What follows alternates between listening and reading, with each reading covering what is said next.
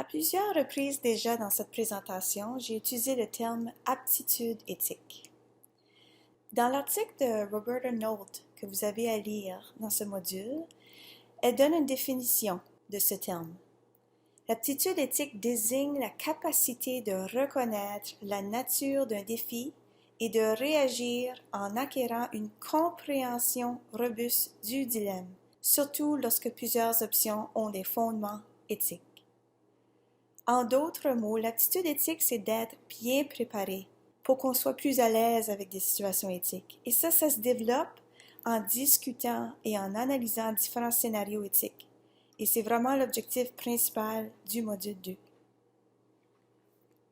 Un autre objectif du cours est de reconnaître l'importance de la collaboration en éthique. La collaboration est là pour s'assurer qu'on a analysé la situation pleinement et que nos valeurs ne nous biaisent pas trop. Il faut consulter pour s'assurer que nos valeurs ne nous biaisent pas trop. Les collègues de ce cours sont maintenant des collaborateurs pour vous.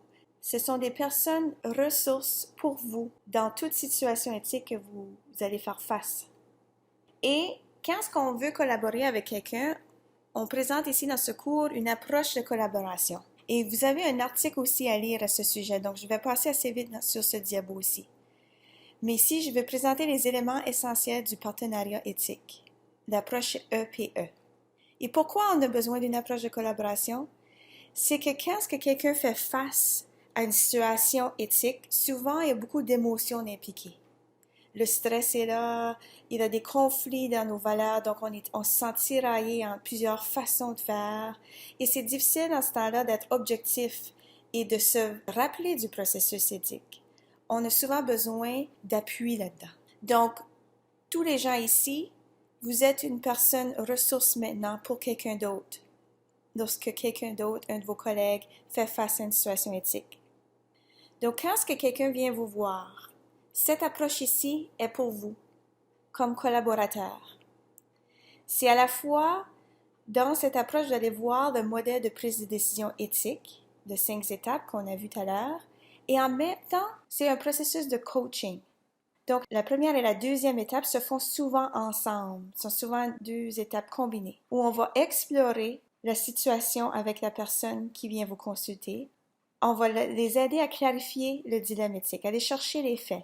Et en même temps, on va les encourager à exprimer leurs sentiments, les valeurs qui sont en jeu, peut-être qu'ils ont des craintes, des préoccupations face à ceci. Une fois que la personne est un peu plus calme, là, on peut vraiment entrer plus dans le modèle de prise de décision éthique. Donc, on va aller à la 3e étape qui est de leur aider à élargir la situation. On va les aider à encourager l'exploration des lignes directrices du code éthique pour obtenir plus de précision. Donc, ici, vous voyez l'étape 2 du processus de prise de décision éthique où on identifie les points litigieux, les parties impliquées et les principes du code éthique. Ensuite, on va passer à la production de solutions. Et c'est un travail de collaboration parce que souvent, quand on est dans une situation éthique, on a tendance à juste voir 1 ou 2 façons de réagir. Et c'est ici que la collaboration peut aider. On va apporter d'autres perspectives pour générer d'autres solutions. Et la 5e étape, c'est on va évaluer ces options-là en regardant les pour et les contre. Et comme collaborateur, il faut garder en tête ici les valeurs de notre collègue qui a été identifié et les personnes qui sont impliquées dans le dilemme. Et les dernières 2 étapes, c'est d'encourager la personne dans la décision qu'elle va prendre. Il faut se souvenir ici que c'est leur décision. C'est pas à nous de faire la décision pour eux. C'est leur décision et il faut respecter leur décision. Et la 7e étape, c'est de faire un suivi avec eux, comme on ferait avec un client. Parce qu'ils ont passé à travers une situation qui était un peu difficile et on fait un suivi pour voir comment ça a été et leur aider à tirer parti de la situation. Voici les tâches à compléter pour le module 2. Il vous reste 1 vidéo à visionner, 3 articles à lire qui sont très brefs, 2 activités à faire, et je précise ici que la 2e activité est l'activité finale de consolidation pour le cours.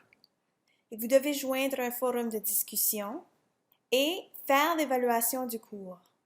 L'évaluation du cours est très importante puisque c'est la seule façon qu'on a de recevoir votre feedback. Et comme à l'habitude, pour toute question, n'hésitez surtout pas à nous rejoindre.